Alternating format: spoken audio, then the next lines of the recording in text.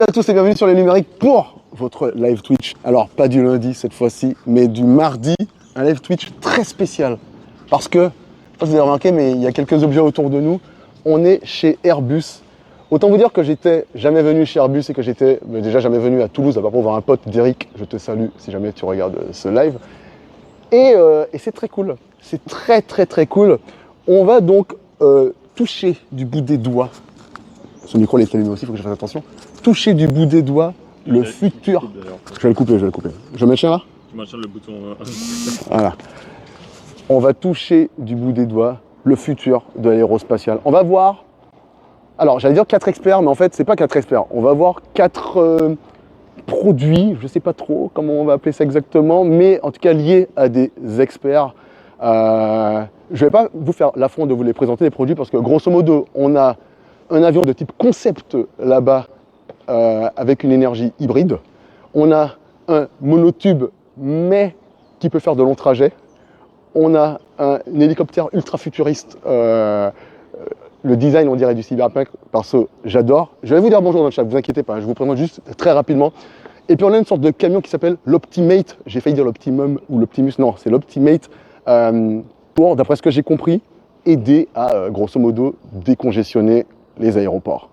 On va en parler. Alors, comment ça va le chat? Je vois du Gibus forcément, je vois Mouska, je vois à l'extrême, je vois Benny, Strup, Olmolisme forcément, Duc d'Aquitaine, Java Aero, Dread Métis.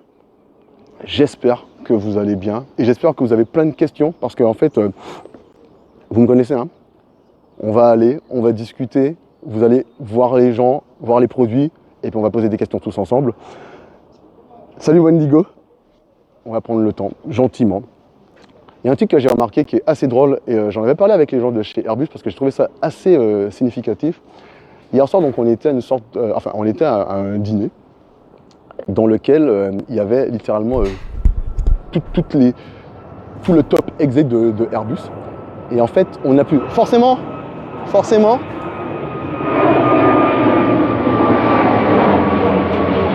Voilà. Vous imaginez bien.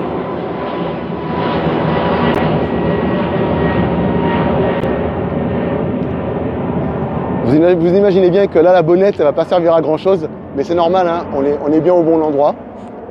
Je vous disais, hier soir, on était à un dîner, il y avait tout le top exec de Airbus, et il y a un truc qui est assez dingue, c'est que on a pu poser toutes les questions qu'on voulait.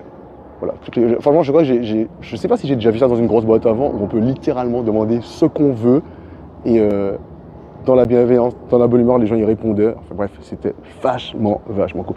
Salut Tyrell. Bon, écoutez, je vais vous présenter très brièvement quelqu'un qui s'appelle Léna et qui va nous accompagner pour nous emmener d'une personne à l'autre.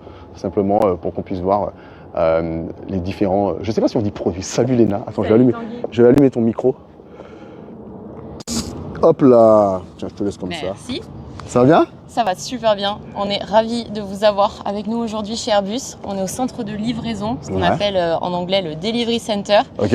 Et c'est très chouette parce que tu vas voir plein de beaux concepts et aussi le dernier avion Airbus, le XLR. Et on va aller parler à 2 experts, Florent et Philippe. Donc écoute, on y va si c'est bon pour toi. Allez, c'est parti. Merci, merci beaucoup. Tout le monde t'a dit bonjour dans le chat, Léna. Bonjour à tous. Alors on a commencé ici parce que c'est quand même stylé de voir... moi j'ai toujours été fasciné par les avions, en me demandant comment un truc comme ça fait pour voler, déjà par défaut. Et je suis comme un enfant en fait, chaque fois que je vois un avion. Là je suis comme un enfant, intérieurement je boue en fait. Donc c'est pour ça qu'on s'est dit on va commencer là-haut et puis on va descendre gentiment après. Et en plus tu as de la chance, on a du soleil. Ouais, il franchement, ne pleut pas, donc attends, mais ça s'est joué à ça. Hein. Ouais. Ça s'est joué à ça parce que juste avant, il se mettait un petit peu à pleuvoir. À pleuvoir, quoi. donc... Ah, Gibus, j'aime. Garde tes questions, Gibus, au fur et à mesure. Je pense que c'est l'une des premières choses à laquelle il va répondre. Ils vont répondre. Et j'adore la réponse de Benny, même si effectivement, moi non plus, j'avais pas lu exactement ce qui était marqué, mais oui, extra long range. Et c'est Philippe et Florent qui vont tout vous expliquer. Ok, formidable. Messieurs, Bonjour. Allez, Alors, je vous laisse. Allez. Voilà. Comment ça va? Merci. Ça va très bien, c'est sous le soleil. Bonjour, bah ouais, avec la petite éclaircie, nickel. Ça fait du bien. N'hésitez pas à rapprocher le micro. Voilà, vous avez vu, moi, il est vraiment proche. Vous le rapprochez de votre bouche quand vous parlez. Vous le passez entre vous. Alors, qui êtes-vous? Qui êtes-vous? Bah moi c'est Florent. Ok. Voilà, je travaille au marketing Airbus. Voilà, et je fais le marketing de cette fabuleuse famille d'avions, la 320 Neo, qui est l'avion voilà, le plus vendu au monde aujourd'hui. Cette famille avec plus de 11 000 commandes. Et le secret, c'est l'efficacité de l'avion. D'accord. C'est 20% de consommation en fuel en moins. Et ça, c'est pour tous les jours, tous les vols. Ouais. Donner un ordre d'idée quand même, ce qui est quand même l'actualité du moment, c'est ça représente à peu près plus de 3500 tonnes de CO2 économisées par an en passant à cette nouvelle génération d'avions. D'accord. Voilà. Donc on en a livré à ce jour presque 4000. Et ça, c'est le dernier né de la famille, donc le XLR, qui ouvre des nouvelles possibilités. Voilà. Excellent. Et toi Philippe, alors qui es-tu? Alors moi c'est Philippe, je suis ingénieur navigant d'essai et j'étais en charge de la campagne d'essai en vol de ce magnifique avion, donc la 321 XLR. Alors le XLR, qu'est-ce qu'il y a de particulier? Pourquoi est-ce qu'on est là aujourd'hui pourquoi est-ce que je suis là avec le chat à le découvrir? Alors le XLR, déjà XLR ça veut dire Extra Long Range. Ouais. Donc extérieurement vous avez une machine qui est un A321, mais un A321 un petit peu particulier puisqu'on lui a donné la capacité à faire des vols long courrier. Donc, parce que normalement un A300, alors moi je vais paraître très profane parce que je ne suis pas un expert de tout ce qui est avion, ce genre de choses là. La 321 typiquement on est sur quel range, on est sur quelle distance en général? Je ne sais pas si vous avez compris ma question. Oui. Donc, c'est quel type de distance qu'il peut faire habituellement? Alors, nous avons différentes versions d'A321, depuis sa version la plus basique, avec un moteur Neo malgré tout. Nous avons une version intermédiaire avec la possibilité de rajouter des réservoirs additionnels supplémentaires et optionnels. Donc pour rajouter de la distance, puisque avec plus de carburant, on va plus loin. Et enfin, la dernière version qui est le XLR, donc qui permet de couvrir jusqu'à 8700 km et donc de faire des vols de 11 heures. Alors pour les versions précédentes, je te laisse donner les chiffres exacts. Alors, globalement, quand on prend la famille Neo, je veux dire, le trajet moyen de tous nos avions qui sont en service, c'est à peu près 2 heures de vol. D'accord. C'est le temps moyen de vol. Et après, donc ça peut être très court, ça peut être 1 heure, voire même moins qu'1 heure, jusqu'à 11 heures. Mais en moyenne, sur la famille, c'est à peu près 2 heures de vol. D'accord. Après, le fait d'ouvrir des routes long courrier, ça permet aux compagnies aériennes de justement augmenter l'utilisation de l'avion et d'offrir plus de possibilités, plus de vols à leurs clients.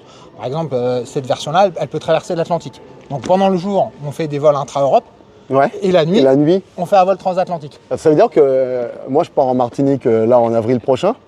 Typiquement, ce sont jamais des avions qui ont un format entre guillemets aussi petit que je prends pour avec cet avion-là, je pourrais en fait. Voilà. On peut faire. C'est assez énorme. On peut aller à New York, de Paris, ce genre de choses. Tout à fait. Aujourd'hui, on n'a plus besoin d'aller dans un gros avion pour aller loin. On peut rester justement pour ouvrir des routes, ce qu'on appelle plus fines, donc avec moins de demandes en termes de trafic. Ça nous offre des possibilités d'ouvrir des vols directs sans avoir une escale. Donc, typiquement, vous pouvez partir avec un A321 XLR de Toulouse, arriver sur la côte est des États-Unis ou au Canada, par exemple, directement, sans devoir passer par Paris, Francfort, Munich ou Londres. Qui sont aujourd'hui les façons dont on voyage, c'est-à-dire qu'on part d'une ville secondaire, on va vers ce qu'on appelle un main hub, donc un très grand aéroport où on prend un long courrier pour traverser l'Atlantique, pour aller en Asie, pour aller sur une destination lointaine. J'ai une question dans le chat de quelqu'un qui demandait est-ce que ça voudrait dire que le vol coûte moins cher typiquement à terme? Alors ça, les politiques commerciales, ça c'est à chaque compagnie aérienne oui, bien sûr, je m'en doute. De se le faire. Après, ce que ça ouvre aussi, c'est la possibilité à de nouvelles compagnies aériennes de faire ce genre de vol. Et ça c'est quelque chose de très nouveau. On n'a pas besoin d'acheter un gros avion. pour pouvoir faire ce vol. Et on peut être une compagnie aérienne qui, par exemple, je sais pas, moi je vais vous donner un exemple, Wizz Air, qui est client du XLR, qui fait aujourd'hui de l'intra-Europe, qui connecte un petit peu le Moyen-Orient. Et ben, acheter le XLR, ce qu'ils ont fait, ça leur offre des marchés supplémentaires et sans avoir à acheter un gros avion et tout ça. Donc vraiment, on va ouvrir des marchés à toutes ces compagnies aériennes-là. Ouais, qui ne pouvaient, par exemple, qui ne voulaient ou ne pouvaient pas s'acheter un avion qui coûte beaucoup plus cher. Là, le prix d'entrée vers, entre guillemets, des vols plus long courrier, en fait, pour les compagnies, en tout cas, il a baissé. Et donc, on imagine que potentiellement, on espère ça devrait que être pour nous aussi, voilà, ça va baisser aussi. Ok. Alors, est-ce que vous avez des questions? C'est maintenant.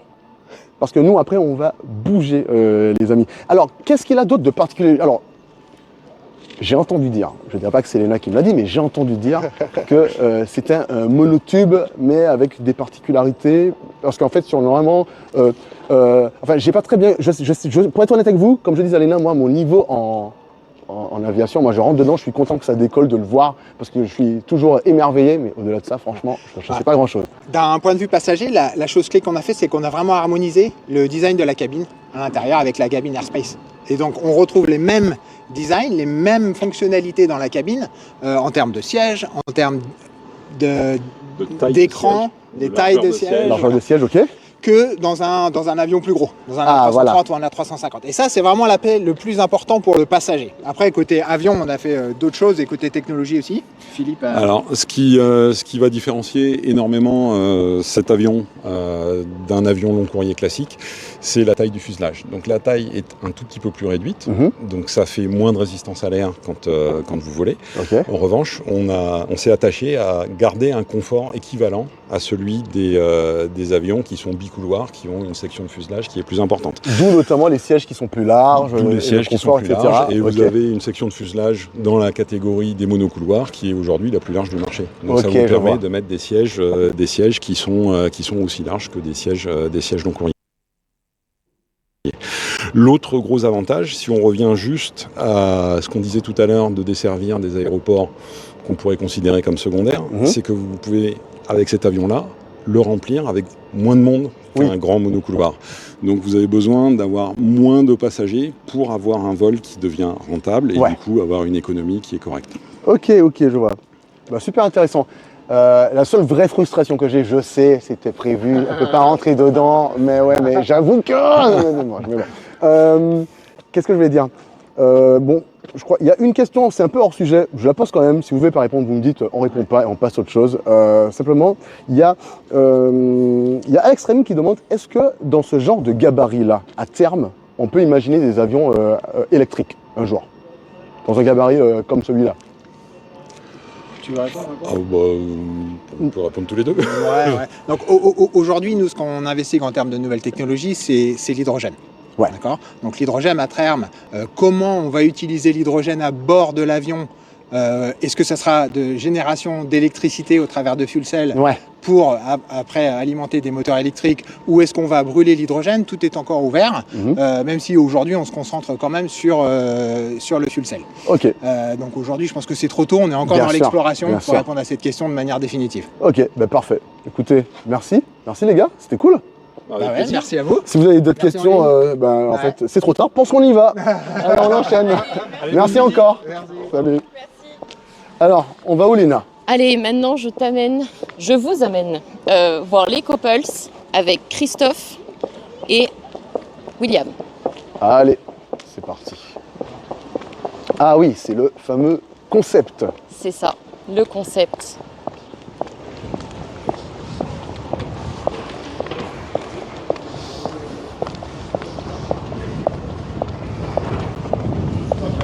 Ça se couvre un peu.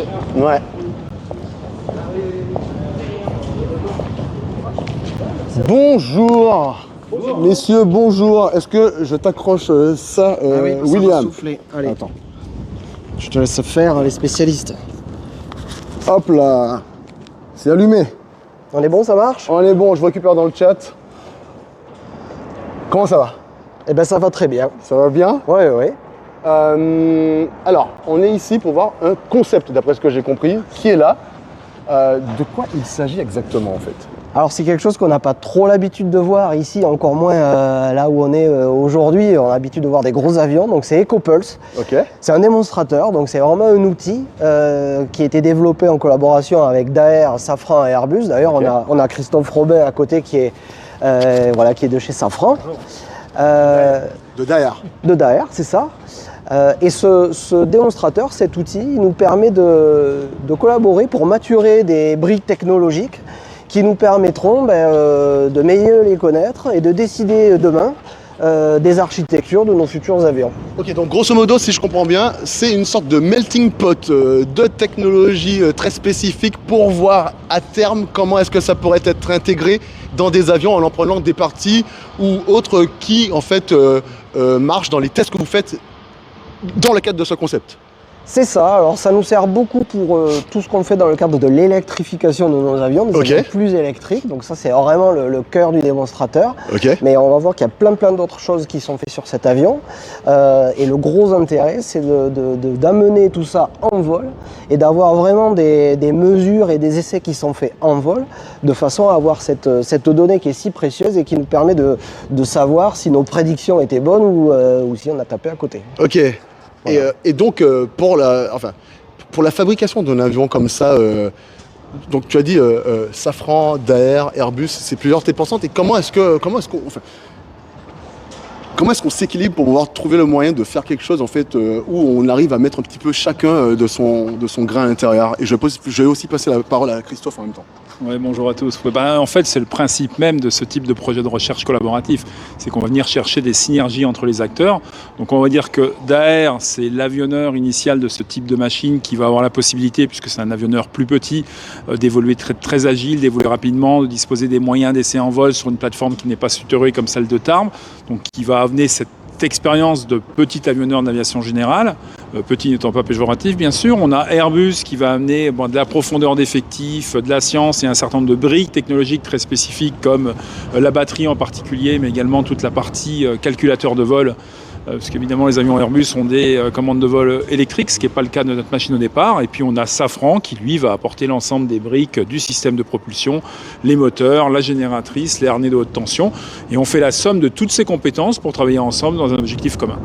Excellent. Et alors, donc, qu'est-ce qu'on a comme technologie spécifique qui font que ça relève justement du concept? Je ne sais pas qui veut répondre. Je pense qu'on peut commencer par la batterie.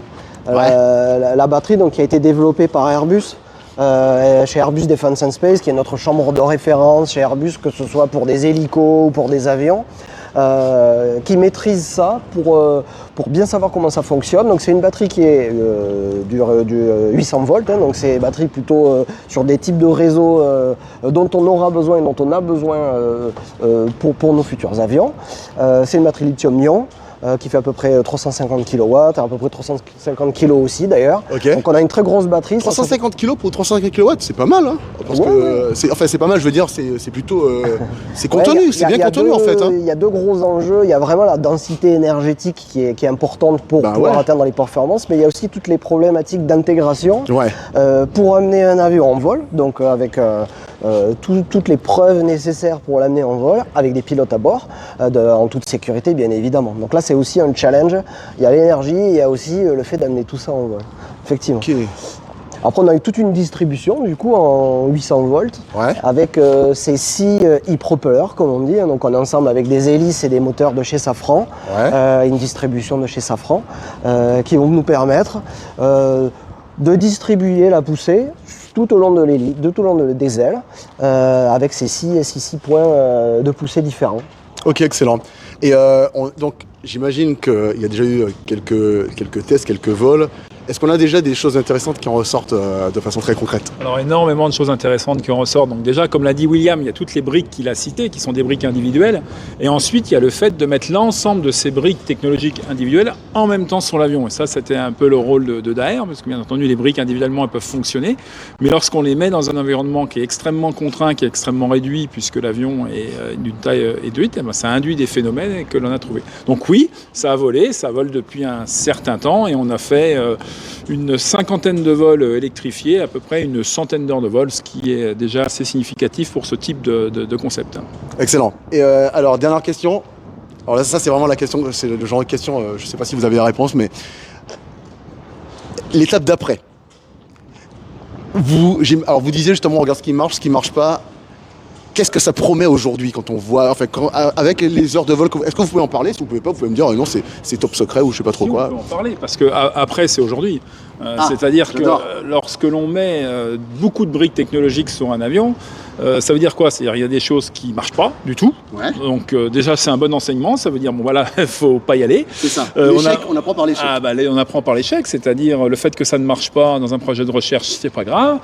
C'est beaucoup mieux de le découvrir là que de le découvrir dans un projet de développement. Ça coûte beaucoup moins cher et on perd beaucoup moins de temps. Donc ça c'est un premier enseignement. Il y a des briques qui sont intéressantes mais qui ne sont pas matures. C'est-à-dire on peut se dire, bon bah ça marche, ça pourra donner le potentiel, mais bon, la techno n'est pas mature, ou elle n'est pas tout à fait assez performante, ou alors elle est mature, mais il n'y a pas la supply chain, le fournisseur qui permettra de rentrer en série. Et puis après, il y a tout ce que l'on a appris qu'on va pouvoir appliquer directement sur les prochaines générations d'avions. Alors c'est pas forcément des choses énormes qui se voient, mais c'est tous ces petits détails qui vont, au bout du compte, nourrir une feuille de route d'un avionneur et faire l'amélioration. Sans parler, et c'est pas le moindre des points, sur la formation du personnel. Ouais. On a insisté pour avoir beaucoup de jeunes ingénieurs qui travaillent là-dessus, parce que ça amène quelque part une ouverture d'esprit très importante, une conception d'un avion de A à Z, même si sur un seul exemplaire, qui est une acquisition d'expérience en un temps très très court, et ça c'est un acquis utilisable tout de suite. Excellent. Et il y a une question dans le chat, il y a deux questions qui sont liées à l'électrification. Il y a... pardon, je suis en train de parler, j'ai pas le micro. Il y a Poupi, Pou. Waouh, j'adore ce pseudo à chaque fois. Il me demande, qu'est-ce que ça change la maintenance en électrique? Alors ça, c'est une vraie question. Bon, on n'a pas attendu la fin du projet pour continuer à travailler sur l'électrification. Justement, c'est une continuité. Et quand on évalue des architectures plus électriques, on prend vraiment en compte la dimension en termes de maintenance, qu'est-ce qu'il faut falloir faire en plus, est-ce qu'on peut intervenir sur nos avions, sachant qu'on a des réseaux 800 volts, on a une batterie, qu'est-ce que ça change? Donc tous ces éléments-là sont aussi pris en compte dans la manière dont on détermine la maturité de nos briques technologiques et l'impact d'une telle architecture. Voilà. Donc un avion plus électrique, ça va demander des précautions, des choses un petit peu adaptées, mais au final on est là pour trouver des solutions et combiner des briques pour que ça reste quelque chose qui soit compatible pour nous, pour un démonstrateur, et plus tard pour des airlines, pour des compagnies au quotidien. Et si je peux me permettre, c'est un des gros avantages d'avoir un démonstrateur et d'aller en vol. C'est qu'on est obligé de voir la totalité des choses. On ne peut pas rester à la planche à dessin en disant ma technologie elle fonctionne, puis en oubliant un aspect maintenance ou un aspect opération, etc., etc. Quand on va en vol, on doit démontrer la sécurité des équipages qui montent dedans. C'est quand même la base de notre métier, démontrer la sécurité. Et donc on est obligé de tout prendre en compte. Et on a découvert pas mal de choses. Très bien. Et puis il y avait une dernière question. Alors ça, je comprends. J'ai pas très bien compris la question parce qu'en fait, comme je vous dis, moi je suis loin d'être expert, mais il y a c'est Gibus qui a demandé. Alors vol électrifié, est-ce que ça veut dire qu'il y a des pantographes entre les aéroports? Je sais même pas ce que ça veut dire. Moi je crois comprendre la question. Non, il n'y a pas de pantographe sur lequel on puisse se brancher d'un aéroport à un autre. C'était une question un peu bête. Ouais. Lord Gibus, c'est vrai qu'il est un petit peu. Il est un petit peu comme ça. Eh bien écoutez, messieurs, c'était un plaisir. Merci beaucoup. Alors, Karl, je te donne ça 2 secondes. Ah non, je donne à Léna directement. Allez, merci. Je vais faire ça. Et hop là. Merci beaucoup. Merci. Allez, à plus. Merci, bonne journée. Allez, maintenant je t'amène voir. Merci Gibus pour. Merci. Attends, tu disais, excuse-moi Léna, je t'ai interrompu parce qu'il y a Gibus qui m'a trollé là avec sa question du pantographe. Moi, j'ai rien compris. Et en fait, il a osé se moquer de moi. Franchement, Gibus. C'est pas très cool. Ah là là. Donc je t'amène voir Optimate avec notre expert Jonathan. Ouais. On y va? Allez, c'est parti. Bonjour. Salut. Allez, je te donne le micro. D'accord, je le prends. Comme ça? Ouais, tu peux, soit tu le tiens, soit tu l'accroches. Je vais accrocher le mien, donne-moi 2 secondes. Comme ça, hop ça sera plus simple. Sauf que ce que je vais te montrer, tu sois accroché. Ah, ça j'adore. Ça j'aime quand on me tease comme ça. Alors ça j'adore. Allez. Comment ça va Jonathan? Bien et toi? Écoute, ça va très très bien, merci. Alors, on m'a dit on va chez Airbus, je m'attendais à voir des trucs qui volent de partout. Et là, on a un truc qui vole pas. Attends, avant de voir ce qui vole pas, je vais te montrer pourquoi on fait ça. Allez, vas-y, c'est quoi ce camion qui s'appelle Optimate, c'est ça? Alors, Optimate, c'est le projet. C'est un démonstrateur, on fait un démonstrateur. Donc déjà, moi je lead un démonstrateur chez Airbus UpNext. Airbus UpNext, c'est quoi? C'est une start-up d'Airbus en fait. C'est un centre d'innovation. On nous appelle aussi le centre, alors en anglais, c'est désolé, mais Center of Craziness. Ok. On est un peu fou. Ok. Et le but, c'est d'arriver à trouver des innovations, des concepts qui seront là pour plus tard sur nos avions. Ok, c'est une forme de R&D avancée. C'est ça, c'est l'innovation exploratoire. Ok, je vois. Exploratoire, et ça, c'est ça. Donc, ça a une durée limitée. Hein. Moi, par exemple, le projet Optimate, c'est 3 ans. Ok. On a commencé en 2016. Non, en 2023, le 16 octobre 2023. Ok. Et on va s'arrêter en septembre 2026. D'accord, je vois. Maintenant, c'est quoi notre enjeu? Ouais. Pourquoi on a fait ça? Bah ouais. Alors, déjà, on va commencer par la bonne nouvelle. La bonne nouvelle pour nous, au côté aéronautique, qu'on le veuille ou qu'on ne le veuille pas, toutes les demandes mondiales pour les avions, elles vont doubler de maintenant en 2040. Okay. Ça a été mis à jour après le Covid, c'est ce que tu vois là. D'ailleurs, quand j'ai commencé le projet, c'était pas 48 000 avions en 2040, mais 46. Donc, donc ça a augmenté encore. Ça a augmenté aussi. Si tu regardes même nos compétiteurs, ils visent plutôt 50 000. Ok. Donc on voit qu'on est dans cet ordre de grandeur. Ouais. Question, c'est que tu vois, de 24 000, on double. Ça, c'est la bonne nouvelle. Nos aéroports, par contre, c'est pas le cas. Bah oui, parce que eux, ils sont toujours là et c'est les mêmes, quoi. Alors, bon, on voit qu'en fait, ils commencent à avoir un peu plus d'aéroports. On a ça va se multiplier par 1,2 en Europe à peu près, 1,5. Ce qui est pas grand-chose versus quand ça double côté avion. Ah bah, t'as tout compris. Ouais. Et donc, par on a contre, un problème de mathématiques là, en fait. Mathématiques de densité. Exactement. De densité, donc ils ont une tendance. Qu'est-ce qu'on fait? On les agrandit. Ou alors, tout simplement, on essaye de fluidifier le trafic, d'améliorer le trafic pour le faire. Ouais. Donc nous, ça, c'est notre problématique. Ok. Alors, qu'est-ce qu'on peut faire face à ça? Parce que, à ton avis, tu as une idée? Alors, franchement, j'ai réfléchi tout à l'heure quand j'ai compris un petit peu ce dont il s'agissait et je t'avoue, j'ai pas trouvé. Donc, ça prouve qu'en fait, tu as le bon métier et moi, j'ai le même métier. Non, parce que honnêtement, je pense pas que j'aurais trouvé comment faire pour, avec des aéroports de même taille, faire entrer plus d'avions. C'est ça, en fait, la question. Oui, c'est à peu près ça. On a un problème de congestion. Okay. On a un problème de congestion au sol et en l'air. En tout cas, on aura, si on le fait. Ça va s'accentuer dans tous les cas. La première chose qu'il faut faire quand on a une congestion comme ça, c'est quoi? C'est la safety. Pour nous, la sécurité du vol, c'est primordial. Okay. Donc, il faut qu'on trouve un moyen d'augmenter notre safety, notre sécurité en vol, d'au moins 2. Au moins. Okay. Donc, pour ce faire, là, ça sera le premier truc. Regardez toutes les technologies qu'on a autour de nous pour faire ça. Deuxième axe, c'est on va voir dans 20 ans. Moi, j'ai 2 filles et elles n'ont pas du tout la même interaction avec les machines que nous. Ouais. Par exemple, un écran, là, tu vois, là, elles ne comprendraient pas que ça ne fonctionne pas, que ça soit pas c'est ça, ouais, exactement. Donc quelle est aussi l'interface entre nos futurs avions et nos futurs pilotes. Donc ça, c'est la deuxième chose qu'on regarde. Okay. Parce que c'est aussi lié à ça. Je t'expliquer comment. Ouais, parce que en fait, alors je pense que je vois où tu vas en venir, mais ouais, je veux bien que tu me détailles un petit peu le truc. Et la troisième chose, c'est comment tu dois aussi, on va augmenter le nombre d'avions, s'assurer d'un point de vue environnemental, on n'augmente pas non plus ou on minimise au maximum la pollution qu'on risque de générer à cause de ça. Ouais. Donc les trajectoires, par rapport aux trajectoires, par exemple, comment on peut optimiser notre trajectoire pour la pollution, mais aussi pour le bruit. Par exemple, là, tu vois, tu entends les avions, c'est sûr que personne n'aime bien vivre à côté d'un aéroport. Ouais, je comprends, bien sûr.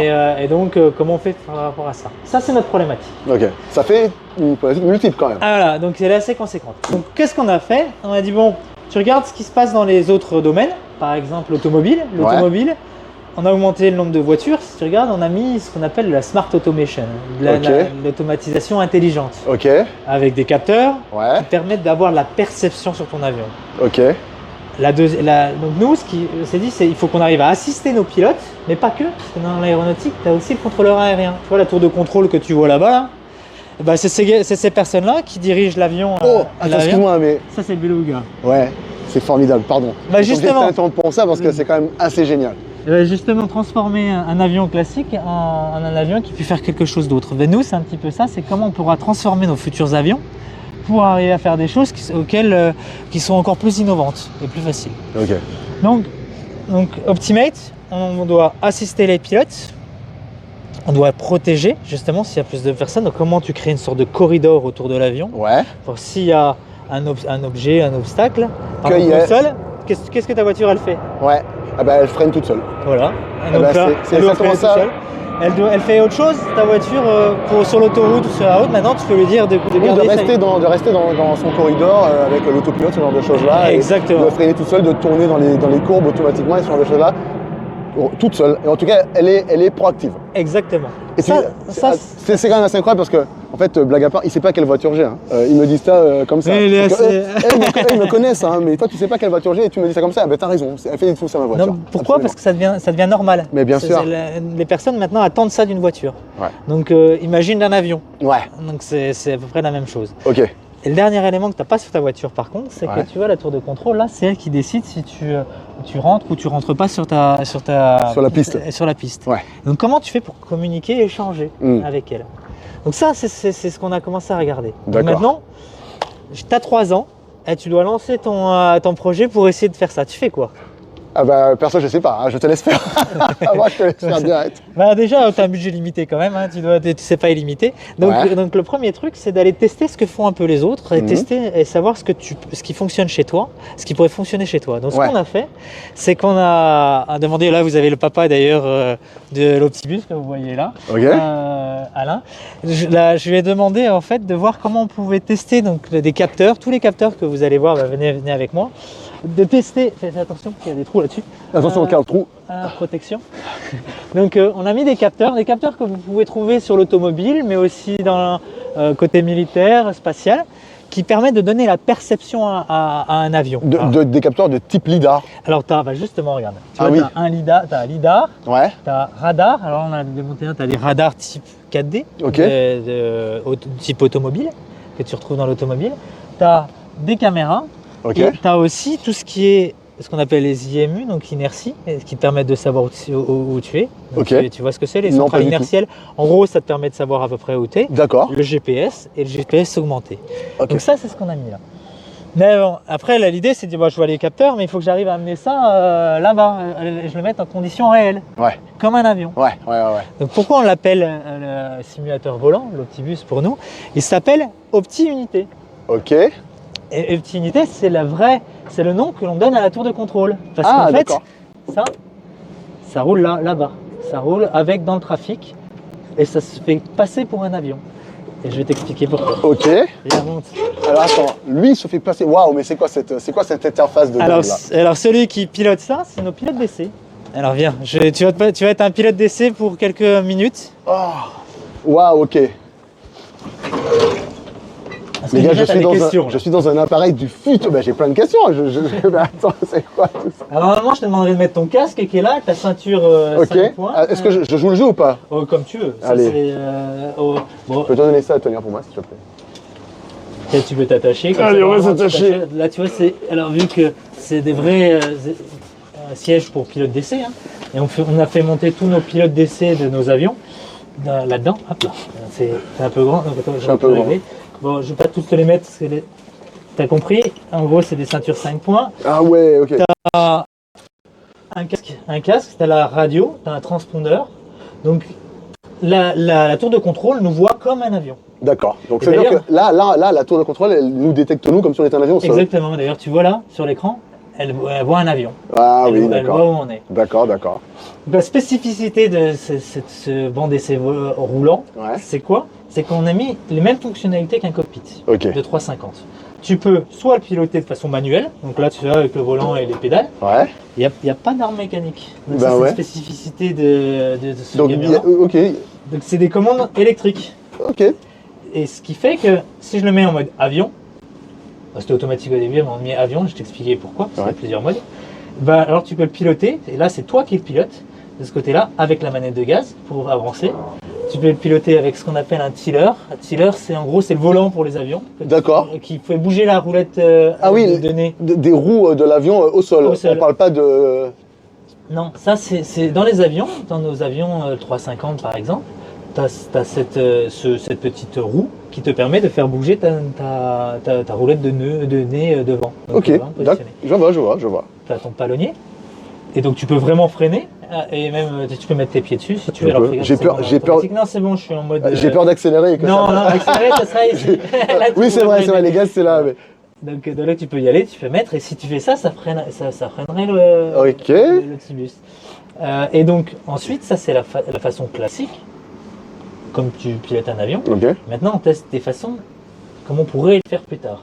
Donc par exemple, utiliser ça s'appelle un FCU, Flight Control Unit, que tu trouves sur le 350. D'accord. Pour le pilote automatique qui est ici, quand tu es en l'air, ils utilisent ça. Ça, c'est pour piloter vraiment notre pilote automatique quand tu décolles, une fois que tu as décollé. Ouais. Ben là, on le teste. Une fois que tu es en vol, c'est avec ça que tu utilises le pilote automatique. Exactement. Ok. Et ben là, on en a mis un identique et on essaie de voir comment l'utiliser au sol. Et donc, mettre nos automatismes et voir est-ce que j'arrive à faire un pilote automatique qui ressemble à celui qui est en l'air, mais au sol. Pour pas créer pour avoir quelque chose qui est assez naturel pour les pilotes d'aujourd'hui. Donc, pour une phase de pilote automatique avant que l'avion ne décolle. Au sol, complètement. Voilà, ok. Parce que j'en reviens à ce qu'on disait tout à l'heure. Tu as une idée de la taille de CDG, par exemple, au sol? En termes de distance au sol, combien il y a de pistes ou de kilomètres de pistes? Non, pas du tout. Ça doit être gigantesque, mais j'ai pas du tout idée. Non. Bah, c'est 80 km à peu près. Et c'est 100 noms de routes différentes. Tu vois là, alors si tu regardes ici, par exemple, nous, Saint-Martin, ça c'est le côté d'Airbus. Ça, c'est tous les noms des différents taxiways. Donc déjà pour se repérer. Ouais, pour les pilotes quand ils doivent aller sur telle route. Là, c'est une discussion avec la tour de contrôle qui leur dit tu passes par là, tu passes par là. Je vois. Ben là, ce qu'on teste, c'est une façon automatique de le faire et aussi une autre façon. Et là, c'est spécifique, c'est plutôt pour le futur. Si on nous envoie une trajectoire, si la tour de contrôle dit bah bien, c'est par là. Là, on a une façon digitale d'échanger, de discuter.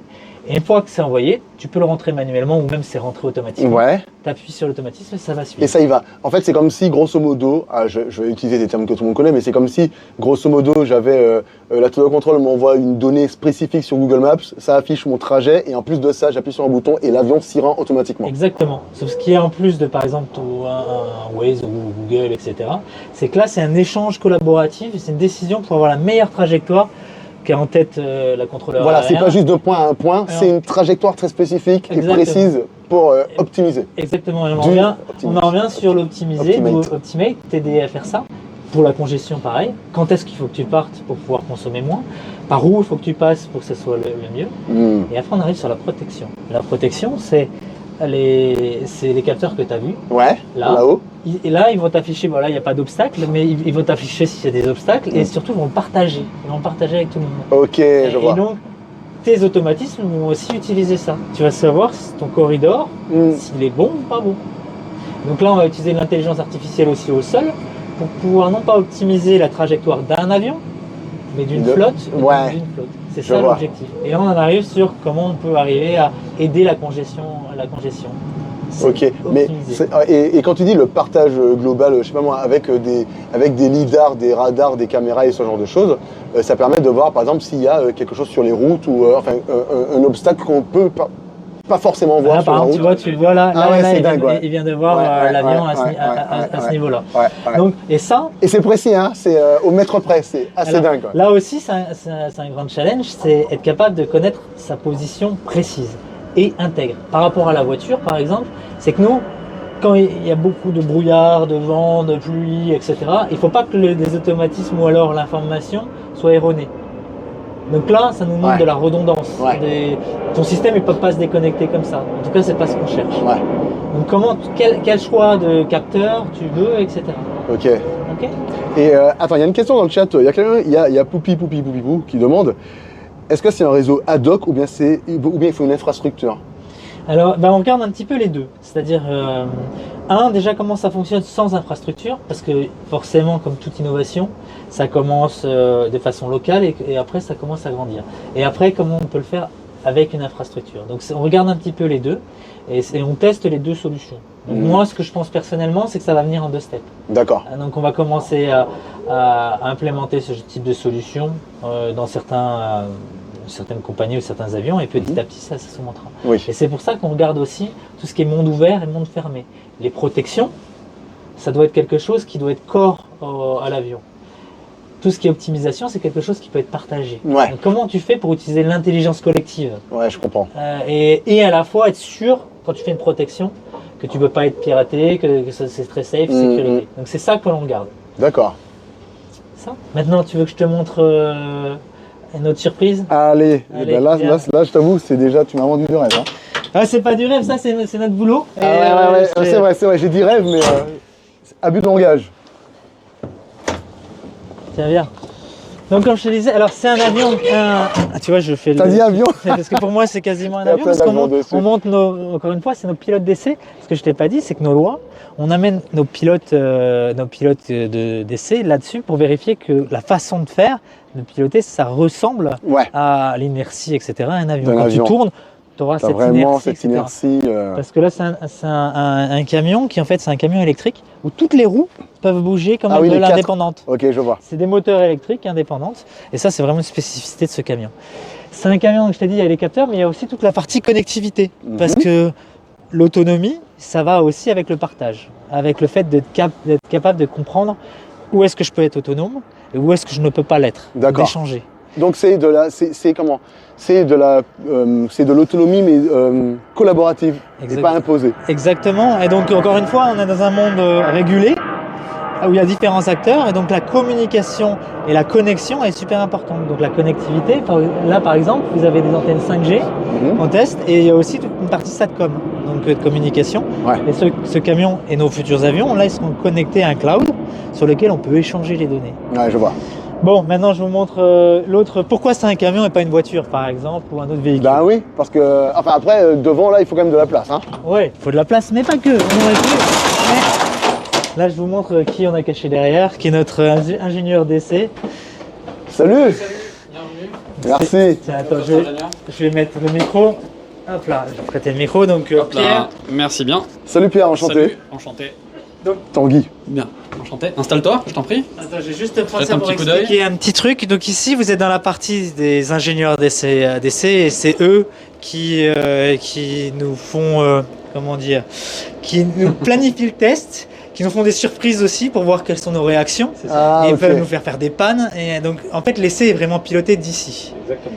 Donc en fait eux, c'est le game designer, entre guillemets. Donc c'est ça, exactement. C'est vous qui décidez de mettre des obstacles, des petits pièges, des machins, pour voir un petit peu comment est-ce que ça fonctionne de point de vue très très concret.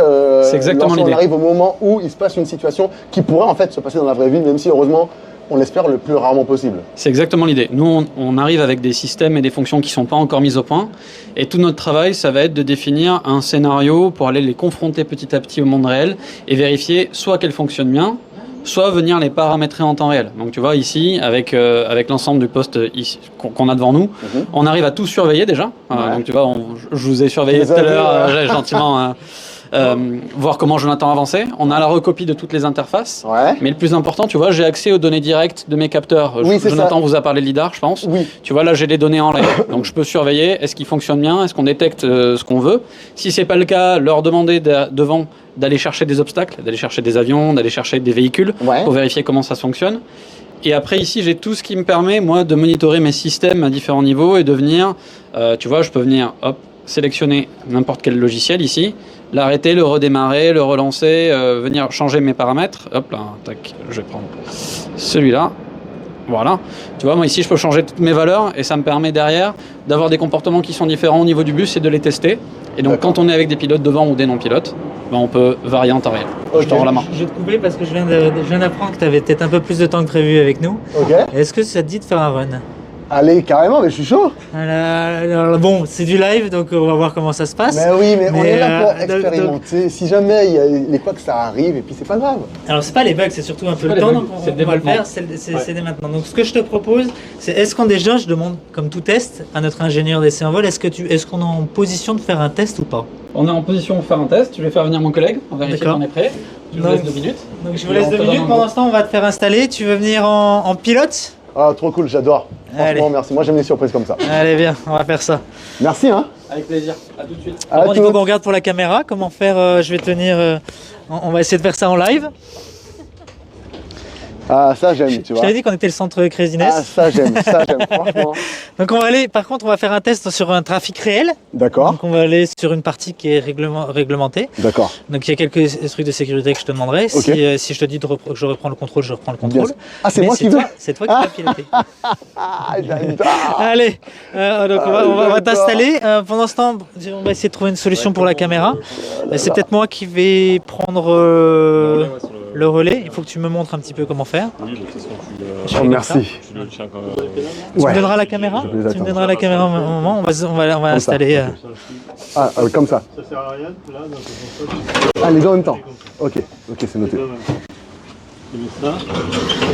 J'ai vu tout à l'heure les sangles sont un peu serrées, ouais. Donc on va les augmenter. Attends, je remets ça. Je suis trop content. Est-ce qu'il y a des questions en attendant si tu les gens ils sont jaloux. Il y a des gens ils sont jaloux de moi, je crois. Écoutez les gars, c'est pas grave. Soyez contents pour moi. Parce que moi je suis content. Bon, la question c'est que par contre, ce qu'on va faire, c'est vrai que si tu dois lire en même temps. Non mais au pire je vais laisser. Au pire, je vais vous abandonner les gens du chat pendant le tour du truc. Carl, je vais les abandonner. Je vais parler. Ouais, je vais parler naturellement avec eux pendant que je fais des trucs. Par contre, je pourrais pas les lire, d'accord? Parce que je n'aurai pas le chat que je vais faire. Faut toutes tes mains pour piloter. Comment? Faut toutes tes mains pour piloter. Ouais, il me faut toutes mes mains pour piloter. Donc nous, ce qui est important de comprendre, c'est qu'effectivement, on a de toute façon, les pilotes, c'est toujours au cœur de notre de ce qu'on fait. Donc tu vas le voir. Là, c'est nous, notre objectif, c'est de trouver des moyens d'aider dans des situations qui peuvent être complexes. Bon, là, on a de la chance, il fait beau. Ouais. Et tu vas voir, c'est déjà pas si évident que ça. Bah, j'ai déjà peur. Hein, alors, j'ai peur, mais je suis excité, je suis content. Mais j'ai peur quand même. Allez, on va te mettre le casque. Donc, je vais enlever. Je donne mon. Tu peux parler. Si tu veux parler, continuer à parler, tu pourrais poser ton téléphone là. Si tu veux, je peux. Oui, okay. On va le poser ici. Et puis, à la limite, pour pas que. Voilà, on va le mettre comme ça. Comme ça. Et s'il y a vraiment quelque chose, tu me dis, je le récupère et je prends la main. Pas de problème. D'accord. Tu mets un casque sur une oreille comme ça. De toute façon, j'ai pas de son là. T'as pas de son. Mais toi, je peux t'entendre si je mets le casque sur. Toi, tu m'entendras. Dans le casque. Dans le casque. Je tu m'entends dans le casque. Tu le branches. Voilà. Est-ce que tu m'entends? C'est bon? Ouais, je t'entends et j'entends d'autres voix aussi. C'est très drôle. D'accord, oui. Ah oui, j'entends. Ah bah oui, c'est Pierre. Voilà, c'est Pierre. Ah ouais, salut Pierre. Salut Mike. Par contre, je sais pas s'ils arrivent à t'entendre au niveau du live. Dans le live, ils m'entendent, mon micro il est là de toute façon. Donc, dans le live, ils n'entendent pas Pierre et Mike. Donc il faudra que tu leur dises ce qu'on dit. Ok. De quoi? Il veut venir derrière, il peut venir. Alors par contre, tu me donnes la caméra. Ou tu veux la prendre derrière la caméra? Non, je vais la prendre. Là. Alors attends. Donc attends, comme ça. Comment je fais? Dans ce sens-là? En gros, tu la diriges un peu dans la direction et tu vois le téléphone. Automatiquement, ça se met à peu près quand tu la diriges. Après, si tu vois que tu es trop sur le côté, t'appuies 2 fois sur la gâchette et ça va se recentrer. Attends, excuse-moi, j'entends pas. Si t'es trop sur le. Si tu vois qu'elle est trop décalée, la caméra, t'appuies 2 fois sur la gâchette et ça se recentre. Comme ça? 2 fois dessus. Voilà. Ça se recentre. Voilà, moi j'apprends à utiliser une caméra, donc tu vas apprendre à utiliser un moi j'apprends à utiliser un avion au sol. Et moi je vais apprendre à utiliser une caméra, d'accord? Allez, on est parti. Donc c'était pas prévu, je te... bah là, pas du tout, c'était pas prévu. Allez, tu peux fermer la porte? Vas-y, on va te fermer la porte. Donc, je vais t'expliquer, ce que je t'ai expliqué tout à l'heure, tu as ta main, donc tu vas utiliser ça pour pouvoir diriger dans ce sens-là. Okay. On va utiliser deux modes. Le mode manuel, qui est celui-ci, et le mode automatique, d'accord? Okay. Et moi, je gérerai sûrement la vitesse, okay. Parce que sinon, ça sera un peu trop compliqué, je pense, de tout gérer. D'accord? Pas de problème.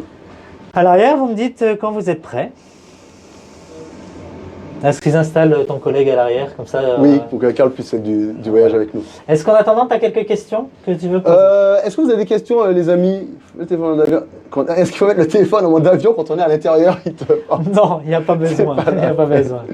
Ouais, non, un des objectifs, peut-être que je n'ai pas expliqué, c'est qu'à l'arrière, on teste en même temps l'avionique qu'on va mettre sur nos avions.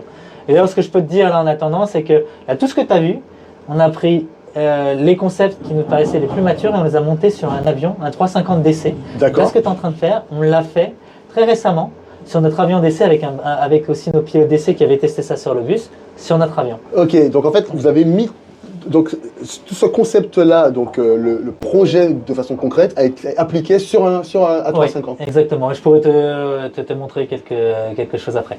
Ok, on est bon, j'ai le go, c'est bon? D'accord, donc je vais demander la clémence. Où tu veux que j'ai? On s'avance un petit peu. Donc, tant qu'on n'a pas dépassé la ligne rouge, là, la double ligne rouge, on peut rouler. Après, une fois que j'ai passé ça, il faut que j'ai l'autorisation de la tour de contrôle pour pouvoir passer ça. Ok. D'accord. Ok. Alors, donc là, ok, parking on, c'est bon. Derrière. Ok, je mets les... Vas-y. C'est bon. Donc c'est toi qui l'as. De quoi? Le volant? D'accord, je vais mettre les vitesses. C'est bon. Les gars, dans Ok. le chat, j'ai l'impression d'être dans un film là. Alors, vous me dites derrière, donc tu vois, c'est les essais qui disent. Donc toi, tu vas tourner comme un volant. Ouais. Tout doucement, je vais avancer. Ouais, ok. Et je vais mettre un peu de puissance et toi, tu vas commencer à tourner. Ok. Vas-y. Voilà, là, tu vois, je vais y aller un peu doucement. C'est bon, personne. C'est bon.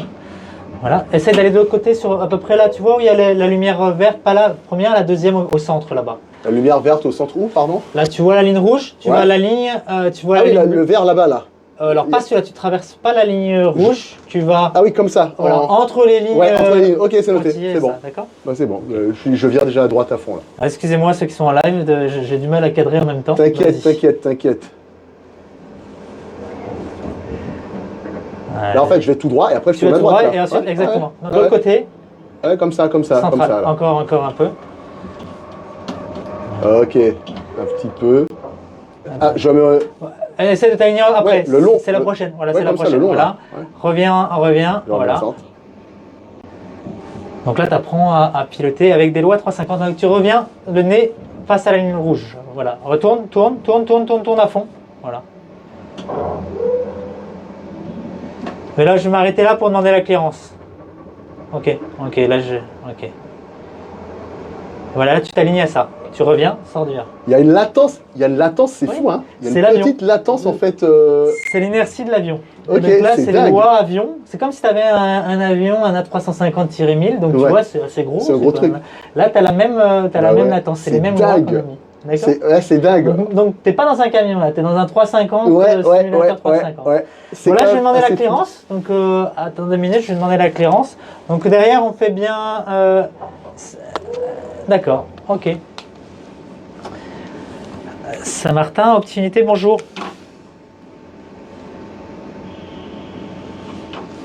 Optinité au niveau de Ziegler 130 pour aller sur Sierra 90, faire demi-tour sur l'aire de lavage et revenir en Ziegler 130. Optinité, nous procédons. Donc là, je vais baisser. Donc là, t'as entendu, on a la clearance. Ouais. Donc maintenant, on peut y aller. Donc là, on va le faire en automatique. Tu vas lâcher ça. On va mettre ça. Alors là, les automatiques sur... Oui, bien sûr, Voilà. bien sûr. Donc là, tu vas engager les automatismes qui sont ici. Donc les trois là. Non, alors là, il y en a celui de ton côté. Donc voilà, AP2. Là, tu as fait le latéral. D'accord. Et ensuite, l'autotrust. Là, c'est la vitesse, ok? Ouais. Ok. Là, je reviens. Voilà, on a idéal pour moi. Ok, là on est en automatique. Ah oui, à gauche ici, ouais, ok.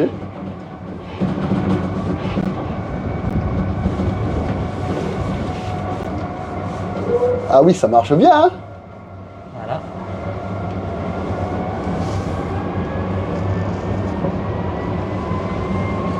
Ok.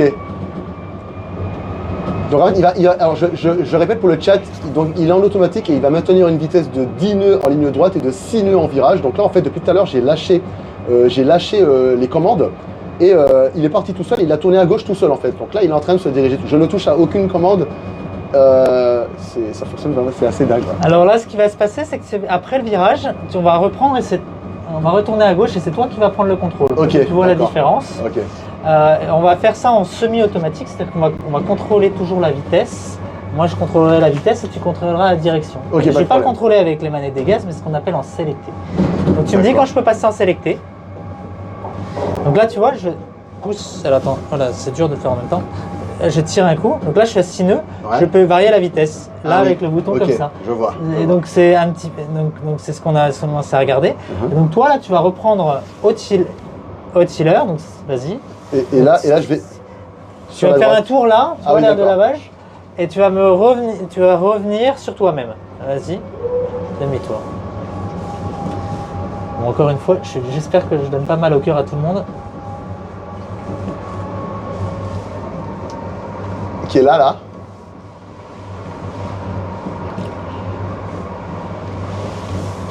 Voilà. Là, tu essayes d'aller tout droit. Là, en fait, il faut suivre, voilà. Il faut que je suive la ligne jaune qui est là. Essaye de te remettre sur la ligne jaune. Sur la ligne qui est là. Voilà, tu te okay. remets au centre. Entre les deux. Okay. Non, sur la ligne. Sur la ligne, ouais. En fait, un avion, il faut que sa roulette de nez soit sur la ligne. D'accord, ok, je savais pas. En fait, c'est ça qui va lui donner et qui va s'assurer que normalement, il va rien toucher je vois. sur ses ailes. Je vois, donc là, je vais me mettre là et j'essaie d'être... Tu peux lâcher. Et là, on a des petites corrections. Et ça, si tu veux voir la vitesse, tu peux tourner ce bouton pour aller un peu plus vite. Vas-y, mets 10 nœuds par exemple. Voilà, la 10 nœuds, tu vas accélérer. Et là, j'ajuste un peu pour rester sur la ligne bien au milieu, c'est ça? Voilà. Okay. On va revenir à je vais tirer un petit peu. Ouais.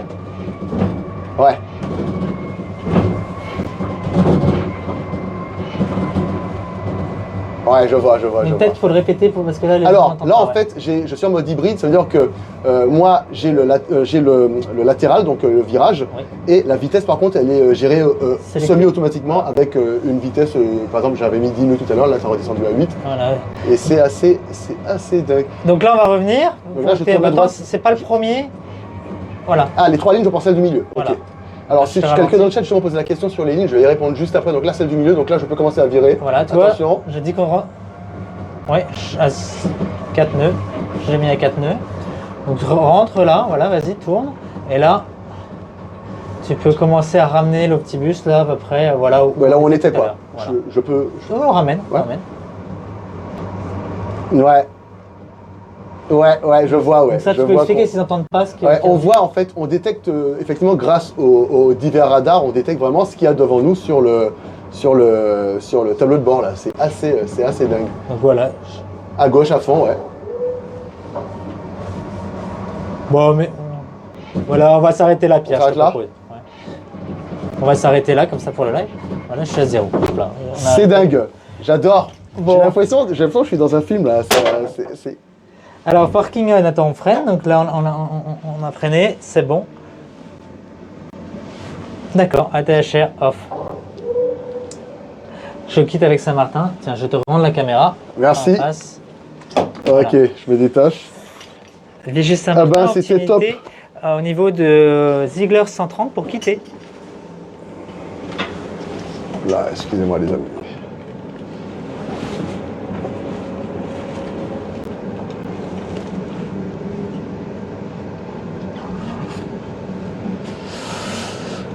Eh ben, excellent. Excellent. Voilà.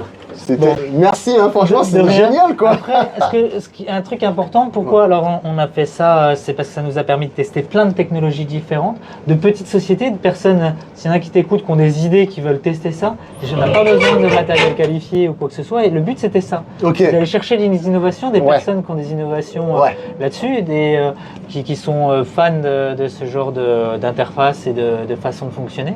Encore une fois, le but c'est comment on passe d'un management d'un avion à comment on gère un groupe en utilisant l'intelligence collective. Donc si ce moyen a été conçu pour ça, et là la deuxième phase, comme tu as compris, très récemment, on est monté sur avion avec l'Optibus et l'avion qui pouvaient communiquer ensemble en trafic réel. Excellent. Et la dernière partie, mais ça on en parlera plus tard, du projet, ça sera quoi? Je dois arrêter en 26.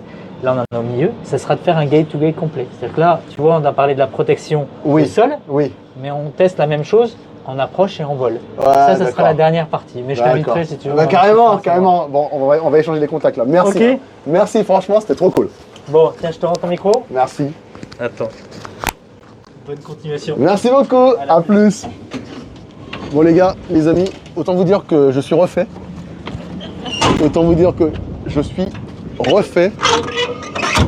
Parce que c'était pas du tout prévu. Génial. Et non, je suis trop content. Je suis trop content. Les aléas du live. Alors ça, c'est le positif du live. Je suis trop content. Franchement.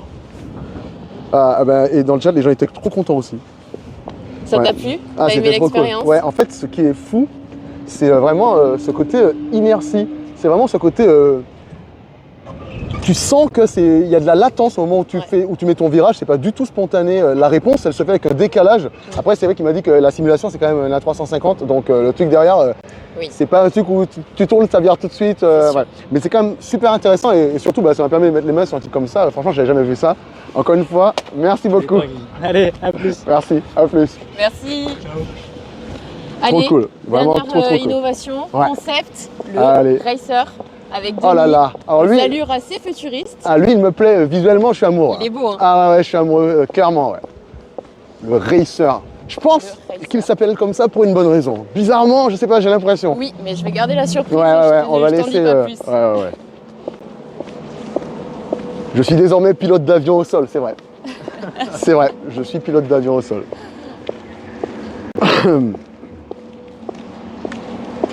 Bonjour. Bonjour. Allez, je vous passe le micro. Merci, Emilien, le micro. Salut Denis. Bonjour Tanguy. Comment ça va? Impeccable. Merci de passer ici. Avec grand plaisir. Alors moi je viens de conduire un faux avion au sol pour la première fois de ma vie. J'étais refait, j'étais trop content. En plus c'était par surprise, on s'attendait pas à ça. Donc trop cool. Alors Denis, toi tu vas nous présenter un hélicoptère, mais il est trop beau cet hélicoptère. Alors d'abord, esthétiquement il est magnifique. Il est magnifique. Mais il est quand même particulier. Ah je compte sur toi pour m'expliquer, mais waouh. Alors, Karl, viens voir ce profil, Karl. Oh là là là là là là. Alors qu'est-ce que c'est Alors d'abord, le profil, c'est bien d'en parler parce qu'il est particulièrement aérodynamique. Ouais. Parce qu'en fait, c'est une voiture de course, c'est un hélicoptère de course. Ok. C'est l'hélicoptère qui a jamais été aussi rapide. On a des records de vitesse grâce à ce produit-là. Ok. Et donc forcément, il est caréné comme une voiture de course qui permet justement d'arriver à des vitesses extraordinaires. Ok. Et c'est quoi des vitesses extraordinaires? Alors, on vise 250 nœuds. Donc ok. multiplié par 1,6 pour arriver en km/h. Ok, alors je te laisserai me dire le résultat parce que je sais. C'est un piège. 250 nœuds multiplié par 1,6, donc dans le chat ils sauront. Les 400 km/h. Donc c'est ce qui est magnifique pour un hélicoptère, ce qui permet finalement de donner à un appareil une fonctionnalité additionnelle. Par exemple, tu es sur un bateau, tu tombes à l'eau, ou ton bateau coule, bien finalement la capacité à aller plus rapidement te récupérer, forcément, est intéressante. Donc les quelques minutes, demi-heure ou heure que tu peux gagner en fonction de la distance bien évidemment, va permettre de faire des fonctionnalités additionnelles. C'est magnifique en termes de service. Donc c'est... alors, et là, on n'est pas sur un concept, on est sur un concept. C'est un concept, c'est un démonstrateur, ça marche, ça vole. Ouais. Par contre, c'est pas un produit à vendre. Alors, si tu en veux un, il va falloir... je peux pas l'acheter. Non. Donc, mais ça permet de tester des configurations et des morceaux de technologie qu'on va pouvoir réutiliser sur d'autres hélicoptères. Ok, d'accord. Donc après, bien sûr, on a une particularité, ce sont des hélices sur les côtés. Bah oui. Donc ça n'existe pas. Ouais, je crois que j'en avais jamais vu avant, à part dans des trucs futuristes, cyberpunk ou je sais pas trop quoi. Mais en fait, on est en train de dessiner le futur. Bah c'est exactement ça. C'est exactement ça. Et un autre truc particulier, c'est les ailes. Parce que normalement, un hélicoptère n'a pas d'ailes. Effectivement. Puisqu'en fait, ce qu'on dit, c'est qu'on a des ailes rotatives, c'est-à-dire les pales, c'est ça qui permet d'avoir la portance et de faire voler l'appareil. Là, en plus, on a rajouté des ailes fixes, comme un avion. Ok, pourquoi? Alors, ça aide aussi à l'aérodynamie. Je peux toucher ou pas? Pas trop, mais pas trop. on évite. On va pas toucher, fragile. Très fragile, ok. Et donc, en fait, ça permet, lorsque l'hélicoptère avance, de créer une portée. De portée, donc ça fait moins de poids et moins de difficulté pour les moteurs à faire avancer. Ouais. Et donc du coup, ça permet de gagner en carburant et de gagner donc aussi en distance de parcours. Mais je me demandais, pourquoi est-ce que on n'y a pas pensé avant, à mettre des ailes sur un hélicoptère? Parce que c'est loin d'être simple. Ah d'accord. C'est quand même un petit bijou de technologie incroyable. Et donc il faut imaginer que le rotor principal est relié mécaniquement ce qu'on appelle des pushers, donc des hélices qui viennent pousser et donc donner la propulsion. Et tout ça doit s'organiser de manière absolument bien synchronisée, puisqu'en fait il y a un angle, ce qu'on appelle le pas des hélices, qui permet de pousser plus ou moins. Parce qu'en fait il y a une grosse particularité, c'est qu'il manque un truc à l'arrière de cet hélicoptère. Il n'y a pas de... Il n'y a pas l'hélice verticale. Exactement, il n'y a pas ce qu'on appelle le fenestron Airbus hélicoptère, une invention d'il y a quelques années, qui est effectivement un rotor contre-rotatif, parce qu'on peut imaginer que quand le rotor principal tourne, on a envie de faire la toupie. Ah, merci. Pardon. Donc on a envie de faire, l'hélicoptère a envie de faire la toupie, et donc pour contrer ça, on met un rotor arrière. Et là, il n'y en a pas. puisqu'en fait on a les hélices de chaque côté, les pushers de chaque côté qui vont pouvoir ajuster la poussée et par différence de poussée va pouvoir contrer finalement ce mouvement de rotation dont tu parlais tout à l'heure. D'accord. C'est vrai qu'il est beau, hein. C'est vrai qu'il est beau. Et alors, des ailes, pas d'hélice à l'arrière. Est-ce qu'il a encore des trucs un peu spécifiques Alors, je parlais tout à l'heure des formes aérodynamiques. On peut voir au niveau des trains, on a une porte avec une forme assez complexe qui permet, lorsque le train est rentré, d'avoir d'épouser absolument bien la forme de l'hélicoptère. On le voit aussi sur la tête du rotor, où en fait on a une forme un peu particulière. On ne le voit pas, donc il y a une espèce de chaussettes, des carénages autour des pieds de pale. Ouais. Et ça permet. Vert, là alors il y a la partie verte, mais il y a la partie blanche qui va sur les pales. Oui. Et ça permet d'avoir une traînée réduite.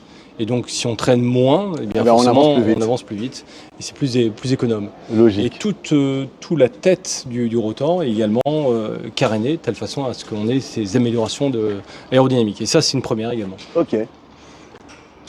Alors après, l'autre aspect particulier de cet appareil, c'est qu'au lieu d'avancer avec une certaine inclinaison, on voit les hélicoptères, on les voit tous inclinés. Oui, comme ça, vers l'avant. Exactement. Bah là, finalement, il avance à plat. D'accord. Puisque ce qui est important, c'est que l'aile puisse porter l'appareil, et donc de ce fait-là, il vole à plat. Donc c'est vraiment une particularité également.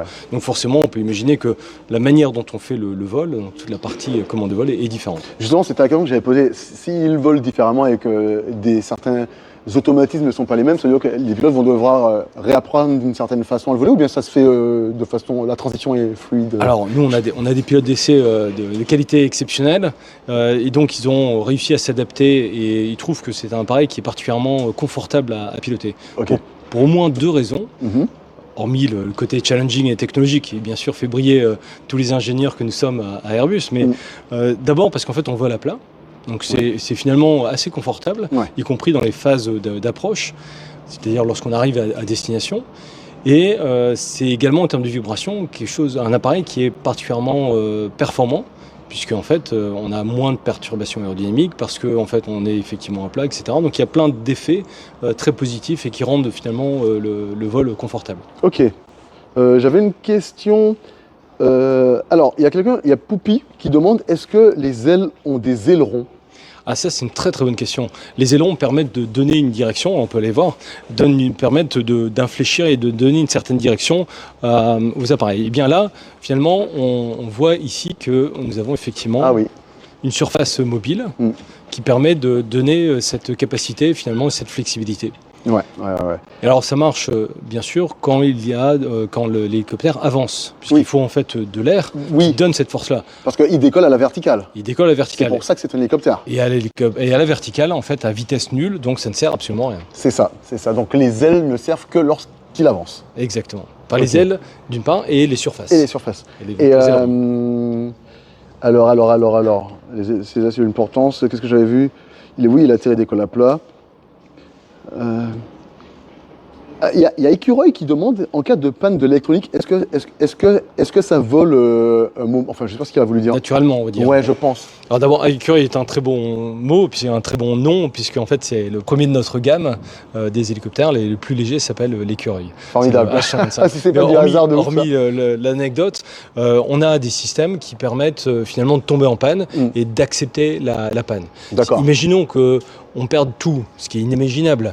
Finalement, l'hélicoptère, ce qui reste finalement, c'est la capacité au rotor à tourner et à créer ce qu'on appelle un autogire. C'était une capacité à voler malgré tout sans avoir de moteur, sans avoir d'électronique, etc. Pour cela, il y a une méthode que les pilotes connaissent bien qui est l'autorotation, qui permet au moins d'atterrir pas là où on peut atterrir, mais en ayant zéro propulsion, zéro électronique, etc.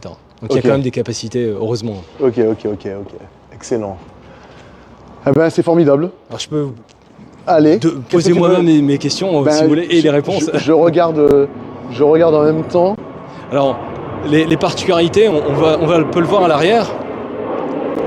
On peut voir que la queue arrière, donc ce qu'on appelle le tail beam, est asymétrique. Oui. On le voit très bien ici. Oui. Droite et gauche ne sont pas pareilles. Et bien finalement, C'est fait pour justement les aspects, pour l'amélioration de la performance de l'hélicoptère, puisque on a le rotor qui tourne dans un sens, et bien l'hélicoptère a tendance à partir du même côté, et donc en fait on peut avoir une surface asymétrique qui permet finalement d'améliorer la performance, voilà, et surtout lorsque on a de l'avance, donc ça permet d'augmenter la performance de l'hélicoptère. Ok. Est-ce que l'aile est laminaire, me demande-t-on dans le chat? Alors, laminaire, c'est cette notion, cette capacité finalement au flux d'air de rester collé et de ne pas avoir de perturbation. Et au plus elle est laminaire, au plus la portance est importante. C'est ça cette notion de laminarité. C'est un peu un terme très compliqué. Alors, elle a une certaine laminarité, parce qu'elle a été taillée pour la vitesse, mais en fait, elle est taillée à un point de fonctionnement, c'est-à-dire à une certaine vitesse. En dessous et au-dessus, bien sûr, elle n'est pas aussi optimisée. Et donc, on a un peu de décrochage en bout d'aile, et donc elle n'est pas à 100% laminaire. Ça, c'est une espèce de quête de Graal que tous les aérodynamiciens essayent d'avoir. Je vois. Bon, il y a des questions trop bêtes pour que je les pose. J'en ai vu une là, je ne vais pas la poser. Alors,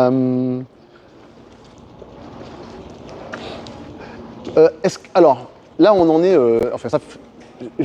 comment? Donc, c'est un concept. C'est quoi l'étape d'après? Voilà, c'est exactement ça. Où est-ce qu'on va après? Et ça fait combien de temps d'ailleurs qu'il est... il a déjà fait beaucoup de vols Alors, cet appareil est dans sa deuxième campagne d'essai en vol. D'accord. On a réalisé une l'année dernière qui s'est passée d'une manière extraordinairement bien, puisqu'en l'espace de quelques vols, on a réussi à explorer ce qu'on appelle l'enveloppe de vol, c'est-à-dire le champ des possibles. Tous les points de vitesse, d'inclinaison, de masse, etc. En gros, c'est quand vous cochez tout ce que vous devez cocher dans vos protocoles entre guillemets de test de concept. Exactement. Donc ça a été réalisé l'année dernière. Mais l'année dernière, on avait un produit qui n'avait pas incorporé toutes les modifications, toutes les améliorations, notamment aérodynamiques que j'ai citées tout à l'heure. Et donc là, on a une deuxième version. Donc on a fait un chantier et on a remis en vol cet appareil donc début février. Donc on est ça fait pas longtemps. Fin mars, oui, c'est pas très longtemps. Un mois et demi. Et là, on a pu le convoyer en toute sécurité de Marignane, de Marseille, à Toulouse, avec un équipage, bien sûr, des essais en vol, qui ont permis finalement de le faire en bonnes conditions. Ça ne veut pas dire que le travail est fini. Parce que, bien sûr, on va continuer à explorer cette fameuse enveloppe de vol. Il y a aussi des éléments qu'on doit encore réparer à droite et à gauche pour rendre l'appareil encore plus fiable. Et d'ailleurs, on a un petit rendez-vous assez intéressant puisqu'on va au Salon du Bourget au mois de juin. Ça fera partie des vedettes du salon. Ok, excellent. Un hélicoptère comme ça, il fait quelle distance idéalement? Genre, une fois qu'on... Enfin, celui-là, typiquement... Théoriquement, au mieux, quelle distance il fait? Alors, c'est toujours une question un peu difficile, puisqu'en fait, tout dépend de la quantité de carburant que l'on met. Et au plus on met de carburant, au moins on transporte de personnes. Oui, je vois. C'est un juste équilibre à chaque fois à trouver entre... Puis après, il y a un autre paramètre qui rentre en jeu, c'est la vitesse. C'est-à-dire qu'au plus on va vite, au plus finalement on consomme. Mais lorsqu'on veut aller à Paris, forcément on préfère aller à Paris en TGV plutôt que, d'ailleurs c'est un peu une difficulté à Toulouse d'ailleurs, plutôt qu'en train qui va pas vite. Donc c'est un appareil qui offre ce service-là. Et donc ça se paye entre guillemets, mais disons qu'à ISO distance franchissable, en fait on a une économie de carburant qui est de l'ordre, on va dire, de 20%. D'accord. Voilà, faudrait faire un peu plus de maths pour être un peu plus précis à ce niveau-là, mais c'est ce que ça donne. Dans la question tout à l'heure en disant c'est quoi la suite, bien déjà on a appris un certain nombre de briques qui sont particulièrement intéressantes qu'on va pouvoir réinjecter sur nos hélicoptères. Donc les formes aérodynamiques, mais aussi les moteurs. Alors les moteurs sont des moteurs en soi classiques, mais leur fonctionnement est atypique, puisque là on a un partenariat avec Safran, qui est donc un fabricant de moteurs, et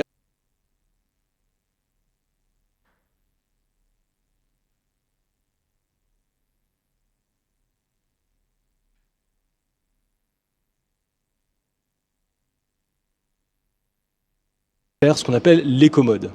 Donc on a deux moteurs et on va en éteindre un en vol.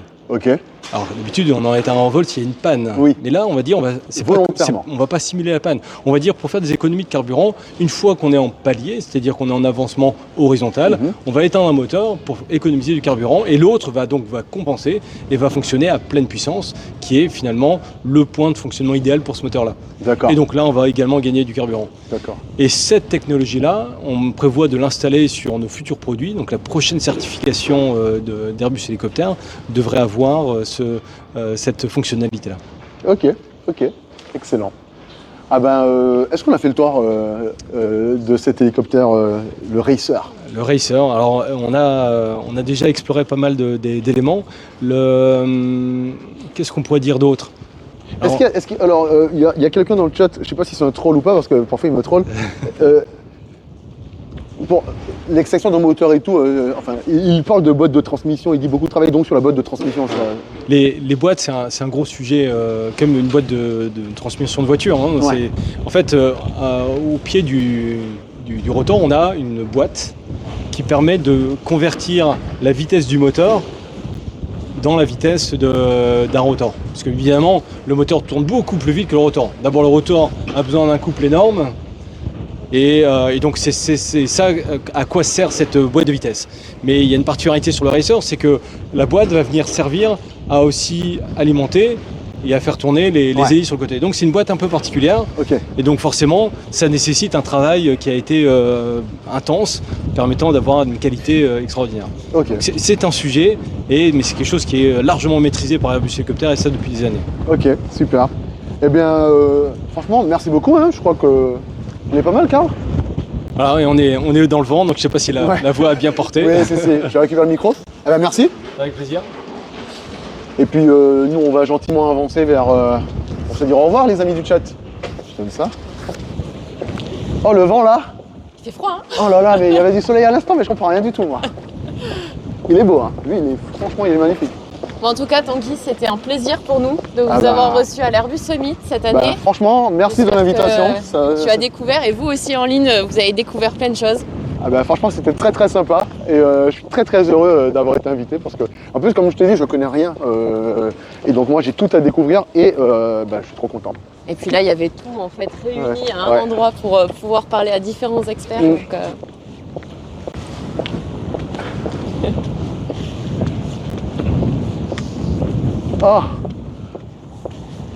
c'est bon. Bon, est-ce que c'était très intéressant? Merci. Ça vous a plu les amis? C'était super cool ce live. Écoutez, on est très contents. Merci, franchement, merci à Airbus. Hein. Super sympa. Super sympa. Si on m'avait dit que j'aurais fait un truc comme ça un jour, j'aurais pas cru. Hein. Moi, je te le dis, Karl. On va remercier aussi Karl, parce que Karl, c'est le sang. Karl, c'est la famille. Merci, Karl. Toujours là avec nous, toujours volontaire, toujours à faire des trucs. Bon, et la surprise Optimate, c'était cool. Oh là là, mais je m'attendais pas à ça.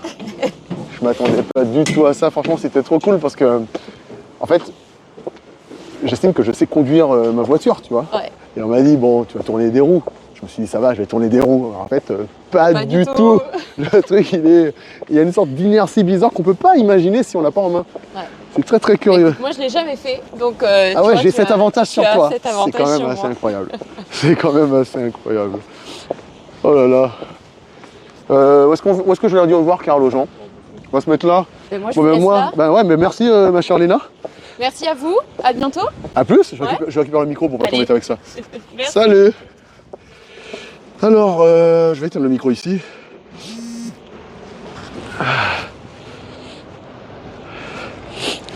Les amis, il est 15h40. On va s'abandonner, on va se laisser tranquillement ici. Demain, on est quel jour? On est mercredi, Karl, demain. Ouais. On est mercredi demain, ça veut dire que j'espère que JB est en train de regarder pour qu'il puisse couper. Si JB était là, on voit un message sur... Si JB était là, on voit un message sur le chat pour nous dire que tu peux couper le... T'as raté le XLR? Tu verras, Zark, tu vas regarder le replay comme d'habitude, de toute façon, c'est dispo. Je sais pas si JB est là, parce que j'ai pas de réponse de JB dans le chat. Attends un petit peu, on va autour. Ah si, quelqu'un a dit non, donc c'est qu'il est là. Il est là. Eh bien, merci à vous de nous avoir suivis. J'espère que vous avez passé un bon moment en notre compagnie. Demain, vous retrouvez, je pense, Bastien et Thibaut pour la quotidienne des séries et ciné, avec comme d'habitude des tas de choses à vous dire. Et puis nous, on se voit jeudi pour parler jeux vidéo, je crois. Il faut que je vérifie, mais je crois bien qu'on se voit jeudi, toujours avec plaisir. Il y a un replay comme d'habitude, bien sûr, ceux qui sont arrivés sur le tard, il y aura un replay, le replay comme d'hab juste après sur Twitch, et puis on verra comment on fait pour mettre ça sur YouTube. Oui. Je vais regarder mes chuchotements Twitch, t'inquiète Benny, je regarde mes chuchotements. Alors pas tout de suite, c'est quand je rentre chez moi ce soir. Voilà, merci encore franchement à Airbus, et merci encore à Léna, et à toutes les personnes qui m'ont accompagné et qui m'ont justement, à tous les experts plus cool les uns que les autres, super sympa. Et puis je vous dis à bientôt. Attendez, il commence à pleuvoir en plus. Je vais être trompé, j'ai pas envie d'être trompé. Allez, ciao. Ciao.